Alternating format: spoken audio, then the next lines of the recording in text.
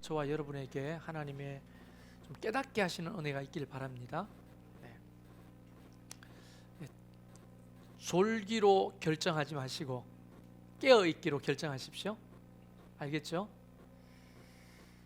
옛날에 우리 장로님들이 농담 삼아 아이고 저거 봐라 잔마귀가 붙었다 이런 얘기를 좀 많이 하셨거든요. 그래서 저도 그 고등학교 때 조는 사람한테 저 잔마귀 붙어가지고 저렇다고 이런 얘기를 들으면서 그냥 웃고 지나갔는데 가만히 생각해보면 그 부분이 일리가 있어요. 졸게 하는 순간에 하나님의 말씀을 듣지 못하잖아요. 하나님의 말씀을 들으면 어떤 일이 생겨요? 성경대로 믿음이 생기잖아요. 믿음은 들음에서 나고 들음은 그리스도의 말씀으로 말미암아느니라. 이게 말씀이잖아요. 그러니까 마귀가 피곤하다, 힘들다, 어렵다, 자기로 결정해야 되지 하고 눈을 감으면 귀도 감기거든요.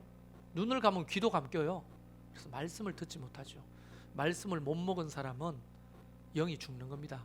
그게 우리 수요일마다 성경 공부하는 요한복음 6장에 수요일날 나오신 분도 공부했죠. 예수님이 자기를 뭐라고 합니까?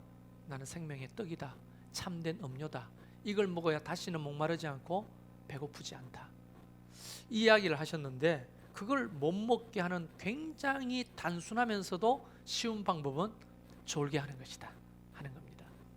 그리고 두 번째는 딴 생각하게 하는 거예요. 몸은 여기 있으나 생각이 자꾸 다른 곳에 있는 거죠.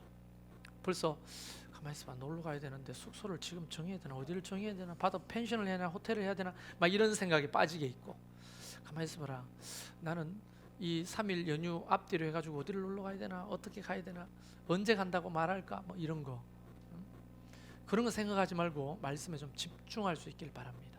알겠죠? 굉장히 중요한 것 같아요. 그래서 DTS나 다른 강의를 가면요 확실히 달라요. 왜냐하면 그 사람들은 돈 내고 말씀을 들으러 오는 사람이잖아요. 돈 내고 말씀을 들으러 오는 사람은 의지를 가지고 듣기로 결정하는 거잖아요.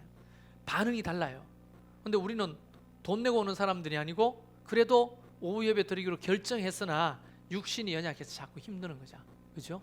딴 생각도 나고 또 체면 때문에 온 사람도 있고 위치 때문에 온 사람도 있고 그러지 마시라는 겁니다. 아시겠죠? 오늘 이곳에 살아계신 하나님이 예배를 받으시고 우리와 함께 하십니다. 할렐루야. 안 보인다고 없다고 생각하는 만큼 머리 쓴 거 없잖아요. 그죠? 안 보이시지만 그분은 우리와 함께 하십니다. 서론이 길었는데 지금 저는 한 사람의 이야기를 하려고 합니다. 그 사람의 이름은 고넬료입니다. 고넬료. 이 고넬료는 로마 사람입니다. 이방인이죠. 이방인. 근데 이 사람이 뭐 하느냐 하면 이 가이샤라고 하는 도시에 그 총독, 로마에서 파송한 유대 지역의 총독 관절을 지키는 이달리아라고 하는 군대의 백부장입니다. 백부장이면 밑에 부하가 100명 있는 거예요. 천부장이면 1000명 있는 거예요. 10부장이면 10명 있는 거예요. 그러니까 우리 목자들은 보통 한 10부장 정도 되시는 거죠. 왜 기분 나쁩니까? 백부장 해드릴게요. 그럼 백부장. 자, 어쨌든 그런 어떤 군인으로서 왔어요. 그때 당시 총독이 누구였습니까? 여러분 잘 압니다.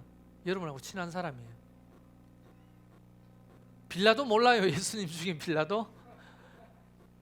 빌라도 총독이 머무는 그 관절을 지키는 군인이라고요, 이 고넬료가. 근데 참 아이러니하지 않아요? 한 사람은 그 집에 사는 주인은 예수를 십자가에 죽이고 그 집을 지키는 부하는 예수님을 자기 구주로 영접하고, 참 아이러니하잖아요. 우리는 다 빌라도처럼 그 궁궐 같은 관저 안에 살고 싶지 군인으로서 그 집을 지키는 자가 되고 싶지 않잖아요. 근데 그 궁궐 같은 집안에 살면 뭐합니까? 예수님을 십자가에 못 박아 죽인 언도, 법적으로 이렇게 십자가에 못 박아 죽이라고 허락한 장본인이죠. 근데 그 집을 지키는 고넬료는 예수 그리스도의 복음을 받아들이고 예수의 제자가 되고 구원을 얻게 된 사람이 된 거죠. 자, 이렇게 따지자면 여러분은 빌라도가 되고 싶어요? 고넬료가 되고 싶어요? 그걸 말이라고 묻습니까? 이렇게 생각하는데요. 근데 많은 사람들은 빌라도가 되고 싶어 합니다. 그 권세, 힘, 능력, 수많은 재산, 그 권력을 가진, 예수와 상관없이, 구원과 상관없이 그 삶을 살기를 원하지. 남의 집 담벼락을 지키는 군인인 집안 예수를 믿었다고 그게 무슨 매력이냐 이렇게 생각한다고요. 그래서 이런 고백이 있죠. 내가 천국의 문직이라도 좋으니까, 문직이라도, 천국의 문직이라도 구원받은 사람이 좋지 않아요? 대골 같은 집에 살고 돈이 사둘 곳이 없어가지고 창고를 오늘도 막 짓는데 주님이 뭐라고 합니까?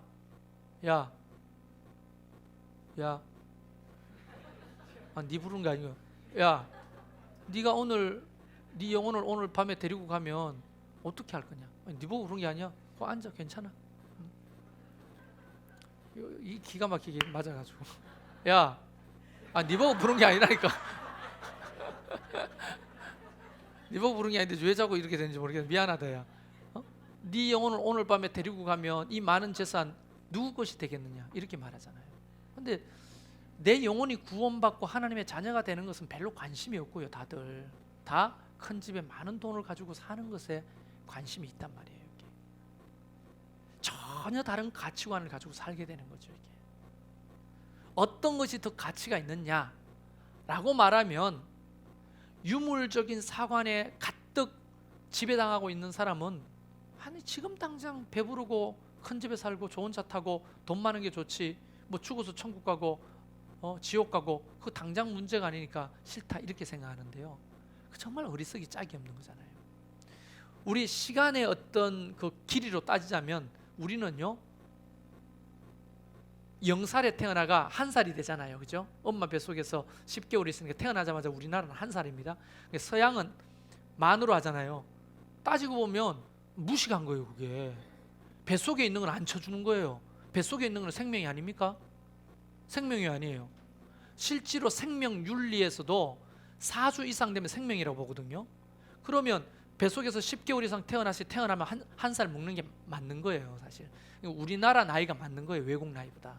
그래서 우리가 그 뱃속에서부터 잉태됐을 때부터 100살까지 산다고 하면 이걸로 딱 끝나는 게 아니라는 거예요. 이게 끝나는 게 아니고 요 죽음 뒤에 영원이라는 시간이 우리를 기다리고 있으니까 인생을 설계하고 어떤 가치관을 가지고 살아갈 때는 요 100년이라고 하는 짧은 순간만 생각하고 사는 것은 너무나 어리석은 것이라는 거예요. 예를 들어서 농구를 하는데 농구가 몇 쿼터예요? 4쿼터까지 있죠. 4쿼터라고 안 하고 라스트 쿼터라고 그렇게 말하는데요.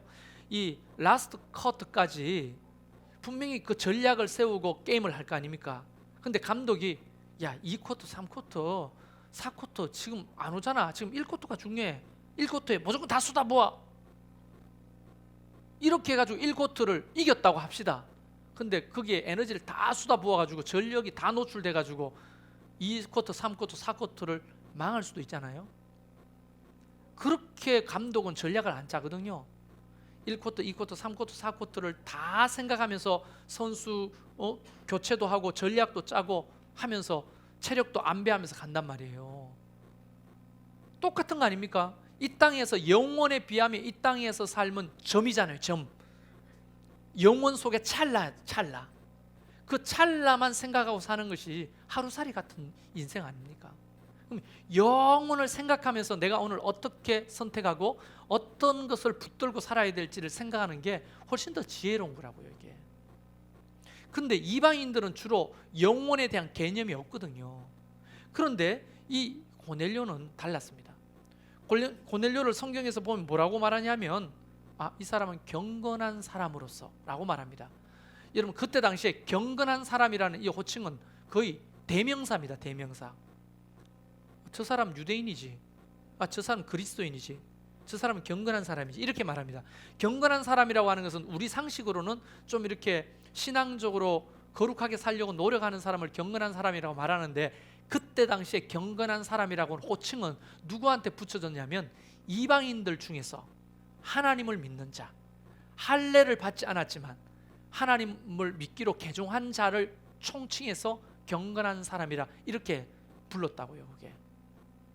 그러니까 이 고넬료는 남의 나라에 파병대가 와가지고 사는데 그 나라에서 믿는 신을 받아들였다는 겁니다.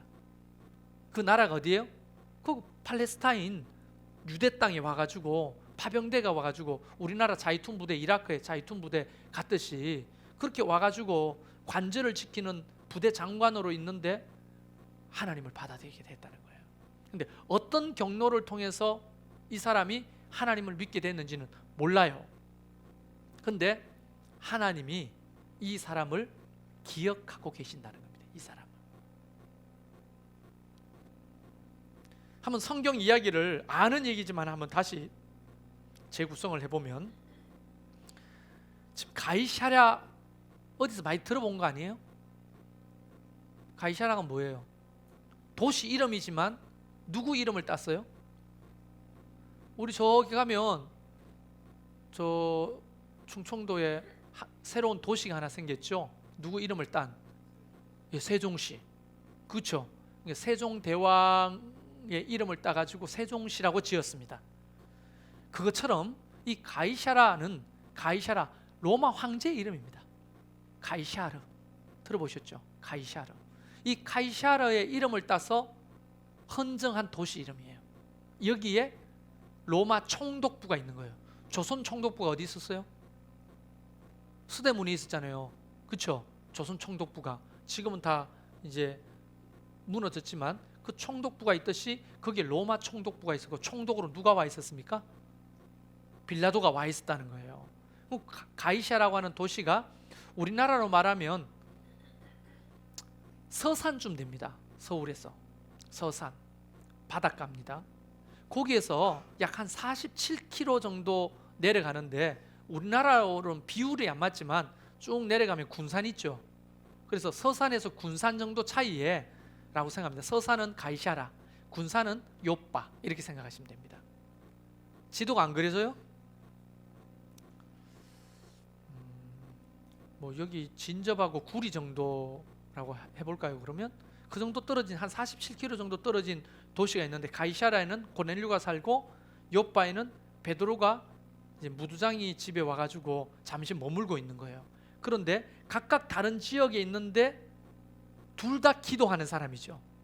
고넬료도 경건한 사람으로서 하나님 앞에 기도하고, 베드로도 늘 기도하는 사람이었어요. 이 기도는, 각각 다른 지역에서 하는 기도는 하나님의 역사로 이어질 수 있다는 걸 보여주거든요. 그 사람 그곳에서의 그 기도가 또 저곳의 그 사람의 기도가 전혀 상관없는 기도가 아니고, 이 기도가 기도하는 사람들 통해서는 역사가 이어지는 거예요. 할렐루야. 놀라운 하나님의 섭리가 그 가운데 있는 거예요.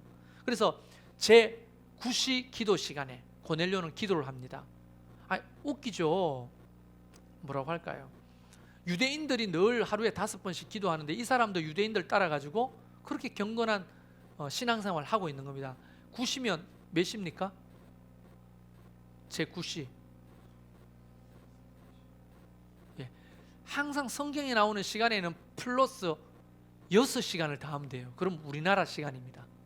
알겠죠? 제9시니까 오후 3시에 기도하는 거예요. 여러분, 오후 3시에 군인 한참 바쁠 때 아닙니까? 오침 시간은 지난 것 같은데. 그래서 기도하는데 그때 천사가 나타났어요. 환상 중에 나타나가지고 고넬료에게 말하는 겁니다. 그 첫 번째 말이 굉장히 감동적입니다. 그게 뭐냐면, 뭐와 뭐를 기억하고 있다. 하나님께서 뭐와 뭐를 기억하고 있다라고 하셨어요. 천사를 통해. 뭐라고 되어 있습니까? 네, 4절 말씀에 보면 천사가 이르되 내 기도와 구제와 하나님 앞에 상달되어 기억하신 바 되었으니 라고 되어 있습니다.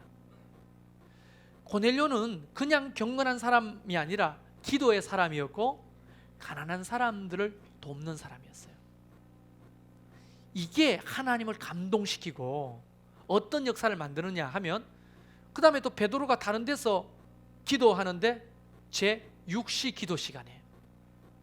제6시 기도 시간이 몇 시예요? 낮 12시에 기도하는데 하늘에서 보자기가 내려와가 못 먹는 짐승들과 음식이 가득한 그 환상 알죠? 그 얘기는 하지 않겠습니다. 근데 베드로가 싫다고 막 했는데 하나님이 자꾸 먹어라. 안 먹어. 먹어. 싫어요. 나는 태어날 때부터 한 번도 먹어본 적이 없어요. 부정한 걸 왜 먹으라고 해요? 내가 거룩하게 했으니 먹어 빨리. 그래서 3번이나 그런데 악몽이죠. 그러니까 베드로한테는 그게 악몽인 거예요. 여러분 제일 싫어하는 음식이 뭐예요? 장로님 제일 싫어하시는 음식이 뭐예요? 장로님 제일 싫어하는 음식 내가 맞출 수 있습니다. 담배. 근데 갑자기 하나님이 야 담배를 장로님 맞추면서 피워라. 전 담배를 안 핍니다. 장로입니다. 내가 거룩하게 했으니 피워라. 괜찮다. 피워라. 아유 하나님 난 담배 안 피습니다. 한 보루를 꺼지면 내가 입에 물리면서 잠 먹어라. 내가 거룩하게 했으니 으아 하고 잠 깨는 거예요. 이거 악몽이에요. 악몽. 장로님 이해하시죠? 지금 베드로에게 부정한 음식들을 보자기에 가득 내려 보이시면서 잡아 먹으라. 내가 거룩하게 했으니 이거는 악몽이에요. 악몽 거의. 그리고 하고 깼는데 갑자기 밖에서 문소리가 나는 거예요. 봤더니 이방인이. 여러분 그 이방인이 왜냐하면 성경 읽어보면 하인 2사람과 자기 부하 중에 경건한 사람 1사람 3사람을 요빠에 보내거든요. 로마 군인이 왔단 말이에요. 밖에 로마 군인하고 하인이 2명 왔는데 밖에서 문을 뚝 열으니까 깜짝 놀라는 거죠. 로마 군인이 문 앞에 서 있으니까. 그러니까 어떻게 왔냐 했더니 2차 저차 이야기를 하는데 그 환상하고 이 사람들하고 매칭이 딱 되면서 따라가 봐야 되겠다. 하나님의 뭔가 섭리가 있구나 하고 따라 나서는 겁니다. 이해되십니까? 그리고 이제 고넬료 집으로 가는데 가이사랴까지 47km 정도니까 한나절은 가야 돼요. 한나절은. 갔는데 문을 낑 열고 베드로가 딱 들어서는데 한두 사람 있는 게 아니에요.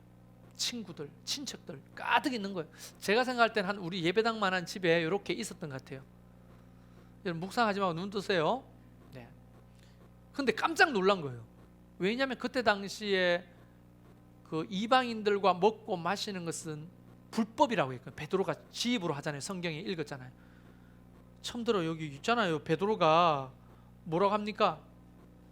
28절 이르되 유대인으로서 이방인과 교제하며 가까이 하는 것은 위법인 줄 알고도 내가 왔다 하잖아요. 위법이에요. 근데 위법을 범할 사람들이 너무 가득 앉아 있는 거예요. 깜짝 놀랐죠.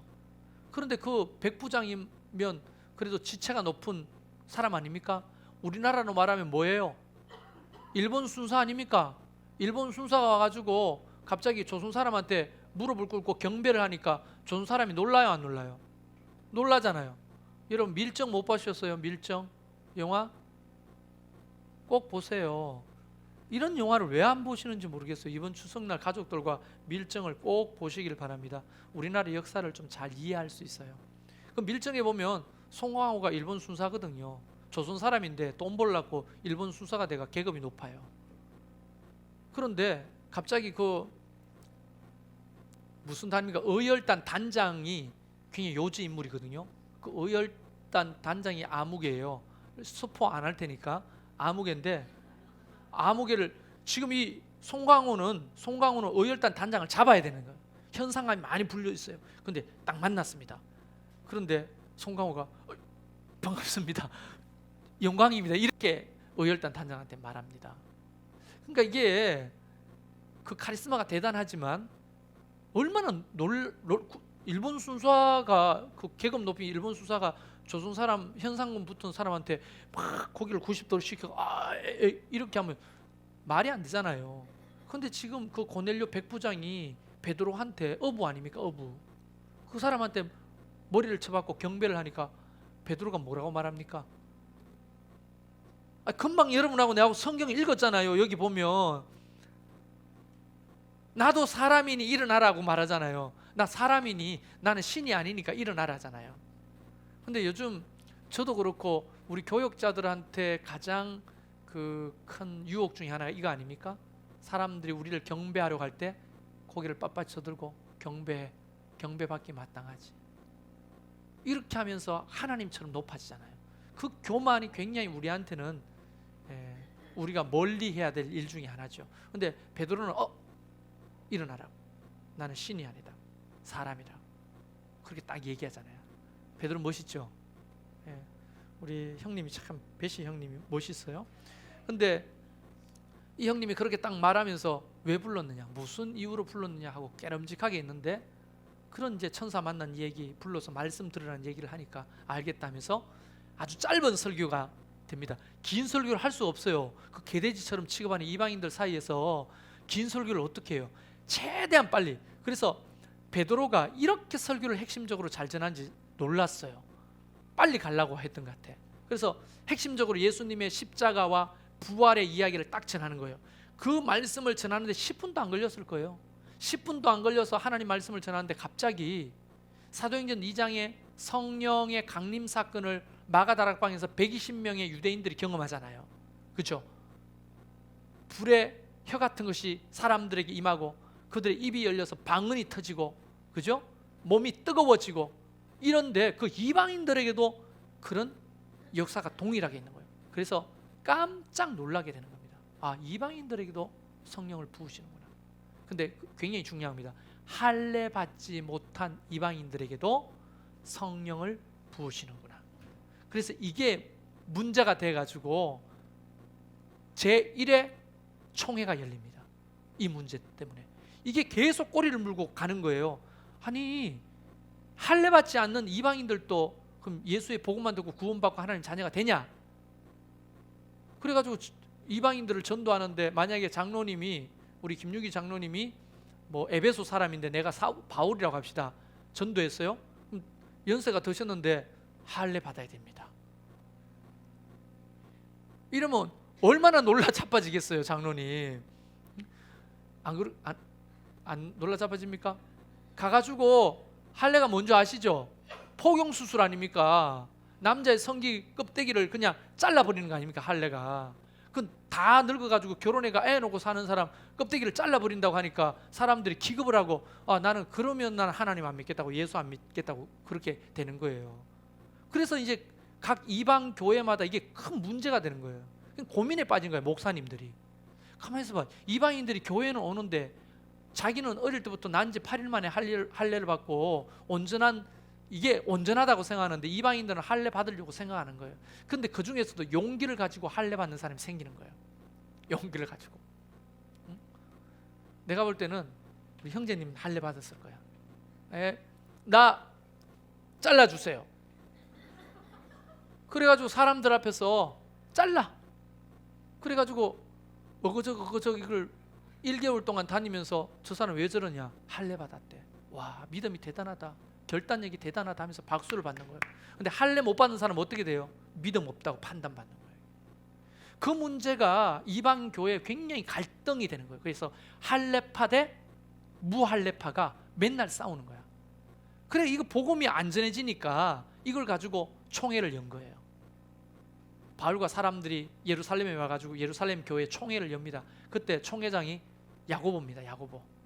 그래서 그 얘기를 합니다. 할례를 받아야 되냐? 할례를 안 받아도 되냐? 논쟁이 일어났겠죠. 막. 결국은 어떻게 결정됐습니까? 베드로가 이 이야기를 하는 거예요. 우리 오순절날 다락방에서 성령을 경험했죠. 그때 우리 성령, 예수님이 약속하신 그 보혜사 성령님이 오셨죠. 근데 내가 가가지고 이방인들한테 설교하는데 갑자기 똑같은 현상이 그곳에도 있더라고. 그걸 봐서는 할례 받지 않아도 하나님이 그들을 구원하실 것 같다고, 막 이런 것들이 설득력이 있었던 거죠. 그래서 결국 제1회 총회에서 할례 받지 않아도 구원받을 수 있다고 선포가 됩니다. 그때부터 복음이 확장되기 시작하는 거예요. 그러면서 이 고넬료와 그 가정 친구들, 로마에서 따라온 하인들, 이런 사람 모두가 다 성령을 경험하고 예수 그리스도를 믿는 구원의 역사를 경험하게 되는 거예요. 근데 이런 놀라운 복이잖아요. 이게 고넬료의 복입니까 아닙니까? 엄청난 복이잖아요, 이방인으로서. 근데 고넬료 때문에 다른 사람도, 친구들도, 가족들도 다 구원받았으니 엄청난 복이잖아요. 그런데 이 복을 왜 다른 이방인들에게는 없고 이 고넬료 집안에서 일어났느냐 하는 겁니다.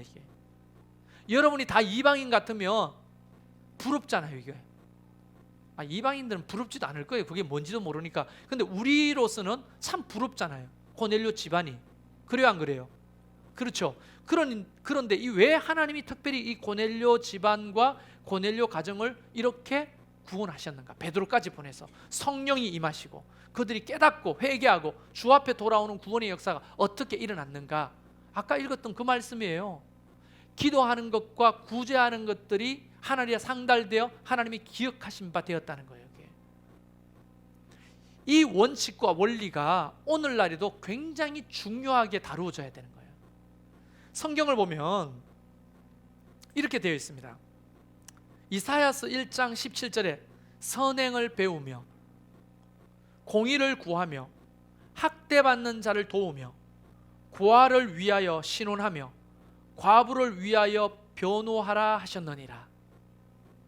이 이사야서 1장 앞뒤로 안 읽어서 그런데 읽어보면 수양과 암소를 데려다가 하나님 앞에 제사하고 제물을 드리고 그거 다 필요 없다. 그런 제사, 절기를 지키는 건 나 다 필요 없다. 너희들이 드리는 제물이 도리어 부담스럽다. 내가 원하는 게 뭐냐? 선행을 배워라. 공의를 구하라. 학대받는 자들을 도우라. 고아를 위하여 신원하며 과부를 위하여 변호하라. 그리스도인으로서 올바른 가치관을 가지고 태도를 가지고 살라고 주문하고 계시는 거예요, 하나님이. 근데 고넬료는 백부장인데도 불구하고 뭐 했다는 겁니까? 이 구제라는 말이 복합적인 거거든요. 돈만 몇 푼 주고 끝냈다는 말이 아닙니다. 이사야 1장 17절에서 나오는 대로 선행을 베푸고 공의를 구하고 학대받는 자를 도우고 로마의 군인이지만 학대받는 자가 있으면 그 편이 돼주고 고아와 가부를 도와줬다는 거예요. 여러분 간혹 보면 소방 공무원들, 경찰들 중에서 십수년째 고아원을 돕고 있었다, 선행을 했다, 뭐 이런 뉴스들이 나오잖아요. 그런 것처럼 군인으로서 그런 일을 하고 있는 거예요, 말씀대로. 왜냐하면 우리가 추측해 보건대 왜 이렇게 구약 성경의 말씀대로 고넬료를 실천하고 있었을까요? 구약 성경이 헬라어로 번역된 게 뭡니까? 70인역이에요. 70인역. 여러분 제가 예전에 한번 이야기했는데 70인역이라는 게 있잖아요. 그 70인역이 구약 성경이 히브리어로 돼가지고 이게 사람들한테 알려줄 수가 없는 거야. 그래서 학자들을 70여 명을 모아가지고 이 히브리어를 그때 당시에 사용하는 공용어죠. 헬라어로 번역한 구약 성경이 70인역이라고요. 그 70인역이 번역되면서 이방인들도 구약 성경을 읽게 되는 거예요. 그것을 읽고 하나님을 알게 될 가능성이 높아요, 고넬료가. 그걸 읽으면서 이사야서도 읽지 않았겠습니까? 고넬료가 읽으면서 아하, 신앙이란 바로 이런 거구나. 제사를 드리고 수양을 바치고 이런 걸 못 하잖아요, 이방인들은. 그렇지만 진짜 원하는 것들이 선행이고 구제라고 하는 것을 깨닫고 그걸 하는 거예요. 히브리서 13장 16절에도 오직 선을 행함과 서로 나누어 주기를 잊지 말라. 하나님은 이 같은 제사를 기뻐하시느니라. 아멘. 왜 안 합니까? 오직 선을 행하고 서로 나누어 주기를 잊지 말라. 하나님은 이 같은 제사를 기뻐하시느니라. 수양을 기뻐하시고 절기를 지키는 것을 기뻐하는 게 아니고 이 오직 선행과 서로 나누어지는 거, 이것을 하나님이 제사라고 생각하고 받으신다는 거예요. 성경의 사상을 잘 보는 게 중요하거든요. 자, 민수기 14장 28절에는 그들에게 이르기를 여호와의 말씀에 내 삶을 두고 맹세하노라. 자, 너희 말이 내 귀에 들리는 대로 내가 너희에게 행할 것이다. 뭐 말인지 못 알아들었군요. 아멘을 안 하는 거 보니까. 다시 읽어드리겠습니다. 자꾸 설교가 길어지는 거예요, 여러분. 아멘을 안 하면. 민수기 14장 28절에 그들에게 이르기를 여호와의 말씀에 내 삶을 두고 맹세하노니. 하나님이 자기를 두고 맹세하는 거예요. 네가 말로 쓸데없는 데 아멘 하지 말고, 너의 말이 내 귀에 들리는 대로 내가 너희에게 행할 것이다. 너희 말이 뭐예요? 기도잖아요, 기도. 그 70인역에서 고넬료는 이 성경 구절을 보았던 겁니다. 아, 내가 말하는 것을, 내가 믿고자 하는 이 여호와라는 신은 자기 삶을 두고 맹세하는데 내 귀에 들리는 대로 내가 행한다고 하시네. 그러면 나는 기도해야지. 이렇게 결정한 겁니다. 시편 139편 4절에 다윗이 이렇게 말합니다. 여호와여 내 혀의 말을 알지 못하시는 것이 하나도 없으시니이다. 여러분, 로마 사람들은 헬라 말을 했죠. 그런데 유대인들은 무슨 말을 했어요? 히브리어가 아니고 아람어를 썼죠. 아람어. 말로는 아람어입니다. 아람어. 그 아람어를 쓰니까 못 알아듣잖아요. 근데 아람어로 막 기도하는 거예요. 제사장들이 아람어로. 마라나타, 이게 아람어거든요. 마라나타. 엘리 엘리 라바 사박다니, 이런 게 아람어라고요. 아람어. 근데 그런 아람어로 막 노래하고 찬양을 하고 기도하는데 로마 사람들이 알아들어요? 못 알아들어요? 제대로 못 알아듣죠. 그러면 자기가 사용하는 로마 말로 하는 거를 과연 하나님이 알아들을까라고 생각했는데 성경에 뭐라고 되어 있습니까? 누가 무슨 말을 하든지 간에 하나님이 귀에 못 알아듣는 말이 하나도 없다고 말씀하시잖아요. 그때 고넬료는 믿음이 생겼어요. 그래, 내가 로마 말로 기도하더라도 하나님이 들으시는구나. 자, 우리가 기도할 때 이러잖아요. 주여 아버지 주여. 아니, 기도를 해야 되는데 계속 주여만 부르고 있어요. 근데 내가 물어봤죠. 이수경 집사님 무슨 기도를 드려요? 근데 새벽 기도가 주여 그랬다는 게 아니고, 예를 들어서 주여 아버지 아버지 주여 하다 간단 말이에요. 그럼 무슨 기도를 하는 거예요? 아버지만 부르다 가는데. 근데 하나님이 그 호소하는 마음속의 소원함을 하나님이 다 아신다는 거예요. 그러면 얼마나 그게 귀한 겁니까? 또 울다가 가요. 울다가 어떤 사람은 울다가 가는 30분 동안. 그러면 뒤에서 새소리가 자꾸 나는 신경 쓰이가 누가 우는가 돌아보지도 못하고 막 이러고 있는데, 울다가 용기를 내가 누구지 하고 돌아보면 가고 없어요. 그러면 울다가 갔는데 하나님이 그 기도를 들으셨을까요? 하나님이 너의 울음소리를 들으시고 응답하신 예가 두 번이나 있죠.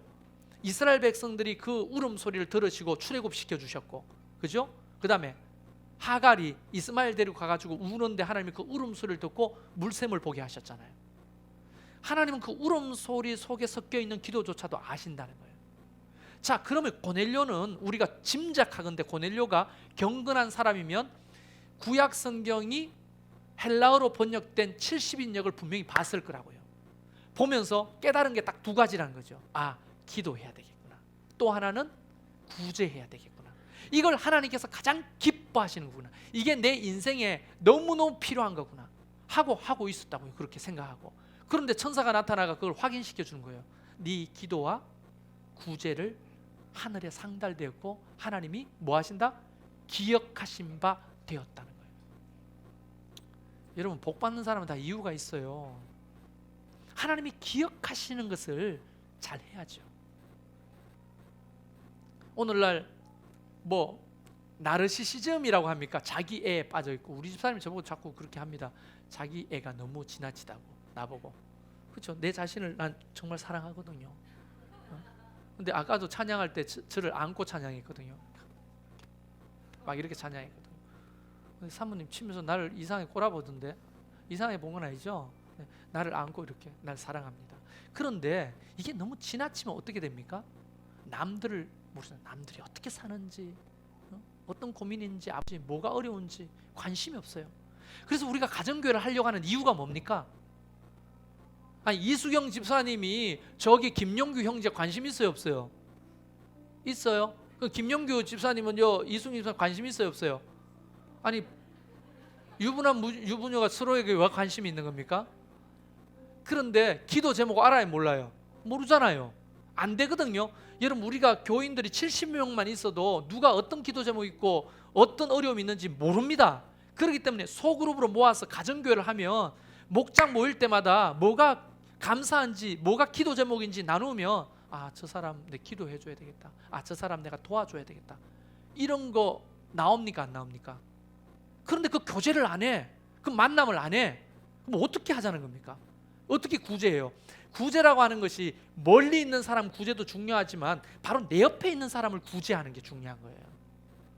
여러분의 아내와 남편을 구제하십시오. 여러분의 자녀들을 구제하세요. 할렐루야. 임미영 사모님 아멘을 왜 안 왔어요? 맨날 내한테 이야기한 거예요. 가까이 있는 사람부터 구제하라고. 근데 내가 그때마다 아멘 아멘 할 수가 없죠. 자존심 상하니까. 근데 성경에 보니까 그게 맞아요. 네 부모와 친척을 돌아보지 아니하는 자는 불신자보다 더 악하니라. 성경에 나와 있잖아요. 가까이 있는 사람을 구제해야 되는데 구제하려면 그 필요를 채워주는 거잖아요. 어떤 필요가 있는지 교제가 없으면 어떻게 하냐고. 독심술 있어요? 이렇게 꼬라보면 뭐가 보이나 필요한 게? 아니잖아요. 나눠야 될 거 아닙니까? 준영 형제가 어떻게 되는지, 미래에 어떤 기도 제목이 있는지, 뭐가 힘든지, 왜 부인은 왜 저 위에 있는지, 저기서 뭐 하는지 할머니들하고 앉아가지고, 할머니들하고 죄송합니다. 할머니 아닌 사람도 있네. 네, 뭐 하는지 이런 걸 교제해봐야 알죠. 갓난애가 있으니까 저 위에 있을 거 아니에요. 저 사람이 셋째를 낳았는지도 몰라 사람들이. 근데 목장 안에서는 알잖아요. 목장 안에서는. 그래서 기도해 줄 수 있고. 오늘 안 보여. 왜 안 보여요? 왜 안 왔어요? 지지난주에 애가 아파가지고 병원에 입원했어요. 그걸 모르잖아요. 모르는데 어떻게 기도해 주고 구제해 줍니까? 그러니까 가정교회를 하자고 하는 것은 다른 게 아니에요. 성경에서 원하는 대로 우리가 하나님이 기억하신 바 되는 기도와 구제를 하려면 교제가 있어야만 그 사람을 위해 기도가 되고 그 사람을 위해 구제가 되는 거예요. 그거 없는데 어떻게 하나님이 기억하신 바 되는 삶을 살고 축복받기를 원하냐고요. 그건 말도 안 되는 거죠. 그 예배당 뜰만 밟고 왔다 갔다 한다고 되는 게 아니라고 이게. 그래서 우리가 가정교회 하는 거잖아요. 그래서 지금 무리했어라도 뭘 하려고 합니까? 분가하려고 하잖아요. 왜냐하면 7가정, 8가정, 어떤 때는 12가정 막 이렇게 모여서 하는데 안 올 뿐더러 관리도 안 될 뿐더러 맨날 모이는 사람만 모이고 하니까 다른 사람을 위해서 기도하고 구제하는 게 안 되는 거야. 그래서 서너 가정만 모여가지고 깊이 있게 나누고 깊이 있게 기도해 주라는 겁니다. 그렇게 하자는 거예요. 지금 목자들은 불안할 거예요. 다 줘버리고 나 2가정, 3가정 가지고 이거 되겠습니까? 잘 나오지도 않은 가정인데. 그러면 옛날에 그 10가정 섬기던 에너지를 가지고 2가정만 섬기면 됩니다. 이거. 그러니까 그렇게 하자고요. 그렇게 해서 전도해가지고 붙이면 또 분가하고 뭘 하자는 겁니까? 고넬료가 했던 기도와 구제를 효과적으로 할 수 있는 방법이라는 거예요. 그게 하나님이 기억하신 바 되어서 하나님의 때에 고넬료에게 구원의 복을 베푸신 것처럼 우리에게도 복을 베푸시는 거예요. 믿습니까? 그거 하자는데 뭐가 그렇게 힘들고 어렵습니까? 해보자는데 성경대로 해보자는 거예요. 고넬료처럼. 고넬료가 자기 친척들, 친구들 다 데리고 왔죠. 여러분 생각해 보세요. 친척들 오라 한다고 오고 친구들 오라 한다고 옵니까? 관리 잘했다는 거 아닙니까? 인간관계 잘했다는 거 아닙니까? 그가 자기가 가지고 있는 물질을 가지고 섬기고 내가 가지고 있는 달란트를 가지고 섬기고 구제하고 내가 가지고 있는 권력을 사용해서 그들을 구제하고 도우니까 친구가 많아지는 거예요. 이게. 여러분 물질을 어떻게 쓰십니까? 구제하는데 좀 쓰십니까? 여러분이 시간을 어떻게 쓰세요? 구제하는데 좀 쓰십니까? 구제라고 하는 게 가난한 사람만 돕는 게 구제가 아니잖아요. 선을 행하고 다른 사람을 세우고 일으키고 격려하고 도와주고 이 모든 게 다 구제 안에 들어가는 겁니다. 여러분이 가지고 있는 달란트나 힘이나 권세, 재주 이런 것들을 위해 다른 사람을 위해서 사용한다는 것은 하나님이 기억하신 바 된다는 거잖아요. 아무도 모르게 한다 할지라도 하나님이 그걸 기억하신 바 되는 거예요. 어느 날 왔더니 내가 아침에 개똥이 여러 군데 있는 거예요. 깐지가 여러 군데 사놓은 거예요. 그걸 밟고 다니고 바빠가지고 휙 갔다가 월요일 날입니다. 월요일 날 아무도 교육자들이 없으니까 똥을 많이 싸놨다. 그 치우려 하다가 너무 바빠가 갔다가 얼마 안 있다가 왔는데 누가 씩 갔어요. 너무 멀어서 인사를 하는데 그분이 교회를 왔다 간 거야. 그래서 가봤더니 똥이 하나도 없는 거예요. 그 똥을 치우고 간 거죠. 그러면 하나님께서 깐지의 똥을 치운 것을 기억하실까요? 저는 믿습니다. 기억한다고 봐요.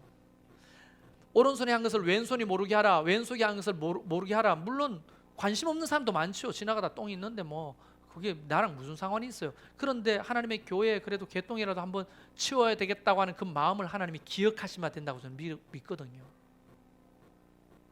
한 번도 안 치워보니까 찔려요. 오늘 나가시다가 똥 있으면 먼저 치워 보시길 바랍니다. 그리고 제발 이 화단에다가 뿌리지 마세요.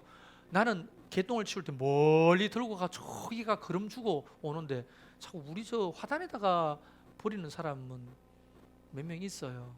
누구라고 말은 안 하지만. 예? 응? 그 냄새가 비 올 때마다 그 똥 냄새가 너무 나는데 왜 자꾸 그거 뿌리는지 모르겠어요. 멀리 가지고 나가서 다른 밭이나 이런 데 걸음을 주고. 어쨌든 자, 오늘 말씀을 마치려고 하는데 여러분도 고넬료처럼 살았으면 좋겠어요. 기도와 구제. 고넬료는 구약 성경 보고 그걸 깨달았어요. 근데 우리는 이미 완전한 성경을 가지고도 알면서도 안 한다면 그것만큼 어리석은 게 없죠.